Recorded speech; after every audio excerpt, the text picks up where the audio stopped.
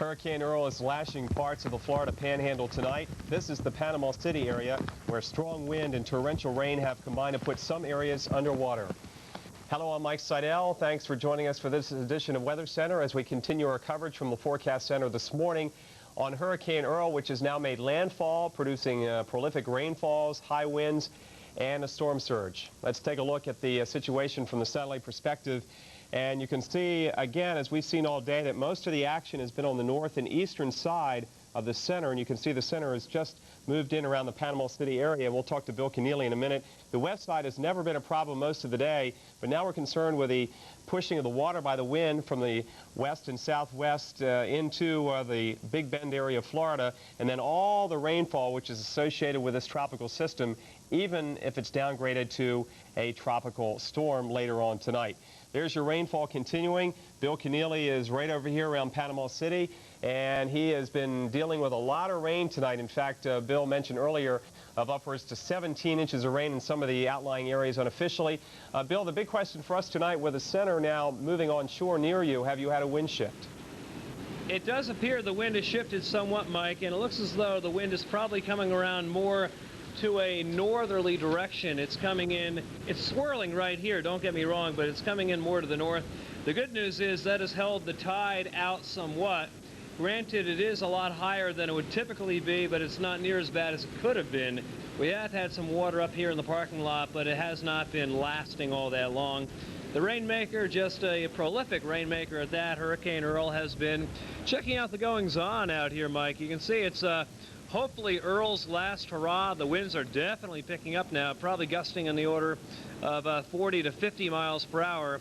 But that said, the surf is holding its own out here. It hasn't really done a whole lot of damage. There's a bunch of debris out there on the beach, but the rainmaker will probably be what will be the lasting indelible impression left on these folks here in the Panama City area. And as we have said, I heard a report on a local station of 17.5 inches of rainfall in the city of Panama City itself. Okay, the Weather Channel's Bill Keneally reporting live tonight from Panama City, Florida. And as we continue our coverage here in the Forecast Center, we're joined by senior forecaster and meteorology supervisor Stu Oster. Stu, we continue to watch the heavy rainfall. And as Bill just said, they're still getting some wind. But the real concern now, I think, would be the flooding and maybe the uprooting of trees and knocking out of power. We still have some very gusty winds out there, so the tree limbs being down on power lines, maybe even some trees uprooted is a concern. But certainly the very heavy rain and the storm surge are the two of the things that we're really looking very closely at overnight. Why don't we take a look at the Doppler radar right now, and there it is, and Panama City, Stu. Getting the wind now from the north, which would indicate that the storm is now off a little bit to their east.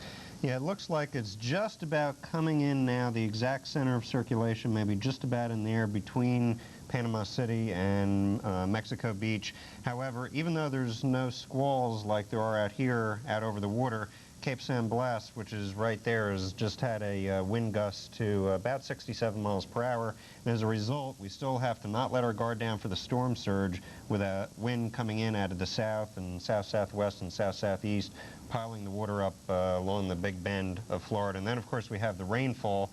This is a Doppler radar estimate of precipitation which has fallen. This is the outline of Florida here, and we can see in the pinks upwards of 10, 12, even a couple more inches than that. That unofficial report of 17.5 that Bill mentioned, and then again the gusty wind spreading inland, but right along the coast the winds are a bit higher.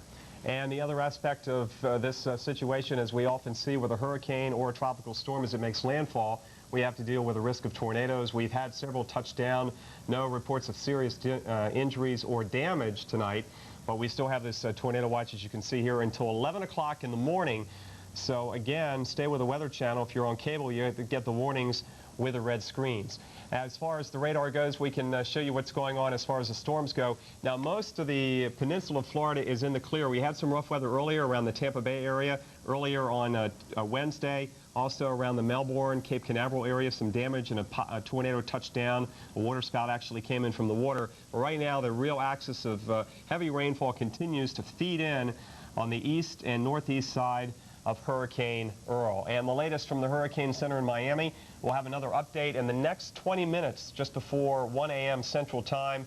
60 miles southwest of Panama City at 10, but as we showed you and Stu just alluded to, it is now on shore. 80-mile-an-hour sustained winds. We'll likely see that drop, though, with the next advisory. The wind should continue to come down at least gradually as we go through the overnight period and on into the morning. And if